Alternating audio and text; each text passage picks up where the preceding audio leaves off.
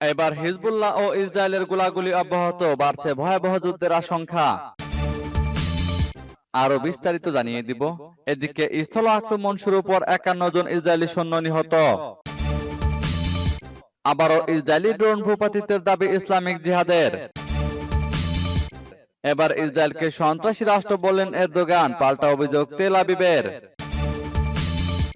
আরো জানিয়ে দিব, ইসরায়েলকে সমর্থন দিয়ে গাজা যুদ্ধ জোরদার করছে আমেরিকা, অভিযোগ ইরানের।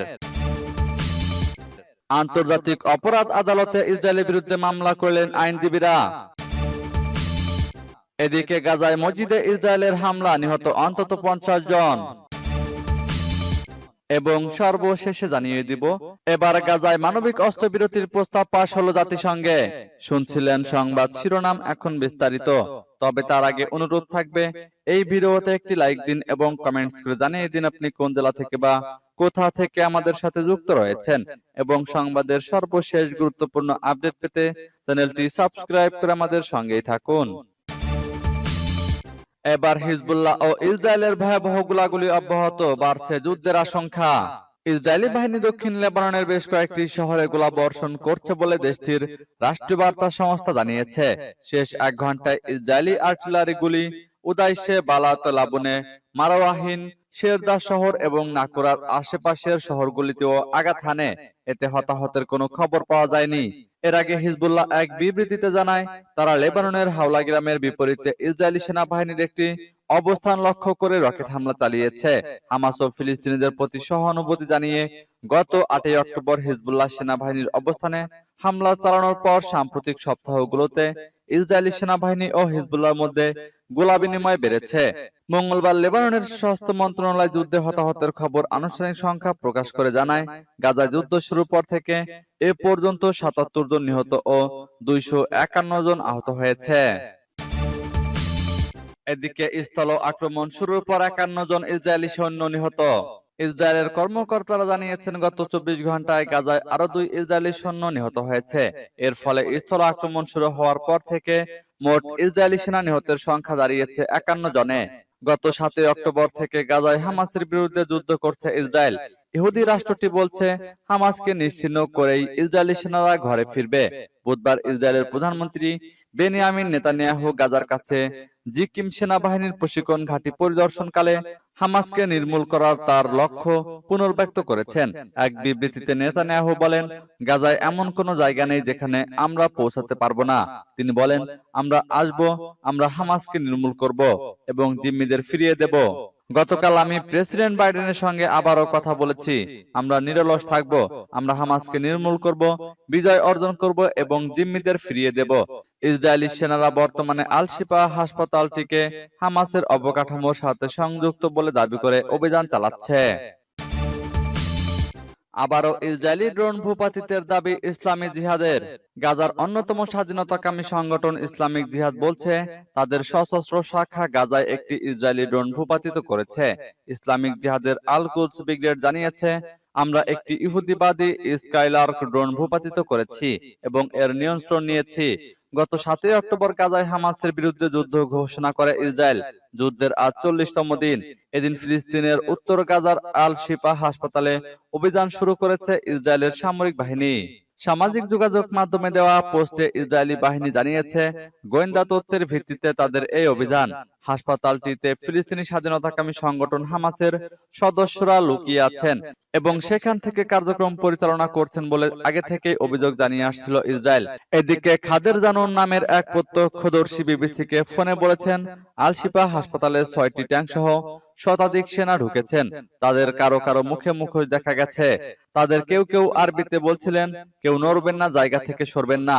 গাজার আল শিফা হাসপাতালে ইসরায়েলি বাহিনীর সরাসরি অভিযানকে কেন্দ্র করে সেখানে হাজারো রোগী ও বেসামরিক নাগরিক অবরুদ্ধ হয়ে পড়েছেন। অবরুদ্ধ মানুষদের সংখ্যা ঠিক কত তা নিয়ে ভিন্ন ভিন্ন তথ্য পাওয়া গেছে। মঙ্গলবার বিশ্ব স্বাস্থ্য সংস্থা বলেছে, আল শিফা হাসপাতালে প্রায় 700 রোগী ও 400 হাসপাতাল কর্মী ও 3000 বেসামরিক নাগরিক আছেন। হামাস পরিচালিত স্বাস্থ্য মন্ত্রণালয় বলেছে, অন্তত 2300 মানুষ হাসপাতালের ভেতরে আটকা পড়েছেন। ইসরায়েলকে সন্ত্রাসী রাষ্ট্র বললেন এরদোগান, পাল্টা অভিযোগ তেল আবিবের। তুরস্কের প্রেসিডেন্ট রজব তাইপ এরদোগান ইহুদিবাদী ইসরায়েলকে সন্ত্রাসী রাষ্ট্র বলে অভিহিত করেছেন। তিনি বলেছেন, ইসরায়েল ঘনবসতিপূর্ণ গাজা উপত্যকাকে সম্পূর্ণভাবে ধ্বংস করার চক্রান্ত করছে। বুধবার তুরস্কের জাতীয় সংসদের দেওয়া বক্তৃতায় প্রেসিডেন্ট এরদোগান বলেন, গাজার নারী ও শিশুদের উপর ইতিহাসের জঘন্যতম হত্যাকাণ্ডের জন্য ইসরায়েল দায়ী এবং তারা গাজায় যুদ্ধ অপরাধ সংগঠিত করেছে। এর পাশাপাশি যুদ্ধবিধ্বস্ত গাজা উপত্যকায় ইসরায়েল আন্তর্জাতিক আইন লঙ্ঘন করেছে। এরদোগান বলেন, আমি সুস্পষ্টভাবে বলছি, ইসরায়েল একটি সন্ত্রাসী রাষ্ট্র।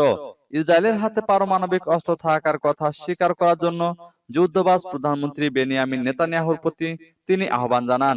এরদোগান বলেন, আপনি পরমাণু অস্ত্র দিয়ে হুমকি দিচ্ছেন, কিন্তু আপনার কাছে কি আছে সেটা কোনো ব্যাপার না, বরং আপনি মৃত। আপনার কাছে পরমাণু অস্ত্র থাকুক বা না থাকুক, আপনার বিদায় সন্নিকটে। এ সময় এরদোগান ইসরায়েলের রাজনৈতিক ও সামরিক নেতাদের আন্তর্জাতিক আদালতে বিচারের মুখোমুখি করার অঙ্গীকার ব্যক্ত করেন। প্রেসিডেন্ট এরদোগান বলেন, অধিকৃত ফিলিস্তিনি ভূখণ্ডে যে সমস্ত অবৈধ ইহুদি বসতি স্থাপনকারী রয়েছে তাদেরকে তিনি সন্ত্রাসী বলে চিহ্নিত করার জন্য আন্তর্জাতিক অঙ্গনে কাজ করবেন। অধিকৃত পশ্চিম তীরে এসব বসতি স্থাপনকারী ইহুদি ফিলিস্তিনি জনগণের উপর প্রায় সময় সশস্ত্র হামলা চালায়। এদিকে ইসরায়েলকে সমর্থন দিয়ে গাজা যুদ্ধ জোরদার করছে আমেরিকা, অভিযোগ ইরানের। ইসলামী প্রজাতন্ত্র ইরানের পররাষ্ট্রমন্ত্রী হুসেইন আমির আব্দুল্লাহিয়ান বলেছেন, ফিলিস্তিনের অবরুদ্ধ গাজা উপত্যকার উপর ইহুদিবাদী ইসরায়েলের চালানো বর্বর আগ্রাসন ও গণহত্যার প্রতি সমর্থন দিয়ে আমেরিকা এই যুদ্ধকে বাড়িয়ে তুলেছে। জেনেভায় আন্তর্জাতিক রেড ক্রস কমিটির সভাপতি মির্জানা স্পোলজারিক ইগোরের সঙ্গে বৈঠকে এ কথা বলেন ইরানি পররাষ্ট্রমন্ত্রী। তিনি বলেন, ইহুদিবাদী ইসরায়েল যুদ্ধে যে বর্বরতা দেখিয়েছে তাতে হামাসকে আরো বেশি প্রতিরোধের ব্যাপারে দৃঢ় প্রত্যয় করে তুলেছে। যুদ্ধে যে সমস্ত মানুষ বন্দী হয়েছে তাদের মুক্তির ব্যাপারে ইতিবাচক দৃষ্টিভঙ্গি গ্রহণ করতে বাধা সৃষ্টি করছে ইসরায়েলি আগ্রাসন। হামাসের পক্ষ থেকে কয়েকজন বেসামরিক ব্যক্তির মুক্তির বিষয়টি উল্লেখ করে আমির আব্দুল্লাহিয়ান বলেন, হামাস বারবার বন্দী বিনিময়ের ব্যাপারে নিজেদের প্রস্তুতির কথা ঘোষণা করলেও ইসরায়েল তা প্রত্যাখ্যান করেছে, ফলে এখন পর্যন্ত বন্দী বিনিময় সম্ভব হয়নি। রেড ক্রস কমিটির সভাপতিকে আমির আব্দুল্লাহিয়ান বলেন, ফিলিস্তিনের সংগঠনগুলো যে লড়াই করছে তা মূলত মুক্তির লড়াই। বৈঠকে রেড ক্রসের প্রধান এই সংস্থার প্রতি আস্থা রাখার জন্য ধন্যবাদ জানান। গাজা পরিস্থিতিতে নিজেদের উদ্বেগের কথা জানিয়ে বলেন, তারা এই পরিস্থিতিতে চলমান সংঘাতে নিরপেক্ষ থাকার এবং মানবিক দায়িত্ব পালনের চেষ্টা করছেন। মির্জানা বলেন, বিদ্যমান পরিস্থিতিতে গাজার জনদুর্ভোগ নিরসনের জন্য আন্তর্জাতিক রেড ক্রস কমিটির সর্বাত্মক চেষ্টা চালাচ্ছে। সূত্র পার্স টুডে। এবার আন্তর্জাতিক অপরাধ আদালতে ইসরায়েলের বিরুদ্ধে মামলা করলেন আইনজীবীরা।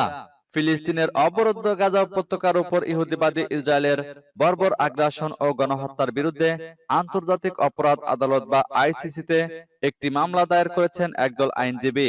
তারা সুস্পষ্ট করে বলেছেন, গাজায় ইসরায়েল যে বর্বরতা চালিয়েছে তা যুদ্ধ অপরাধের পর্যায়ে চলে গেছে। আইনজীবী দলের নেতৃত্বে রয়েছেন ফ্রান্সের ঝানু আইনজীবী গিলেস ডেভার্স। তিনি গতকাল হেগে এ মামলা দায়ের করেন। পরে তিনি বলেন, গাজা উপত্যকায় ইসরায়েল যা করছে তাতে সব বিচারে এটা যুদ্ধ অপরাধ। ইউগোস্লাভিয়া ও রুয়ান্ডার যুদ্ধ অপরাধের কথা উল্লেখ করে তিনি বলেন, আগের পরিস্থিতি যে নজির স্থাপন করেছে তার আলোকেই অভিযোগ জমা দেওয়া হয়েছে। আমার কাছে একদম পরিষ্কার যে সমস্ত মানদণ্ডে ইসরায়েল গাজায় যুদ্ধ অপরাধ করেছে।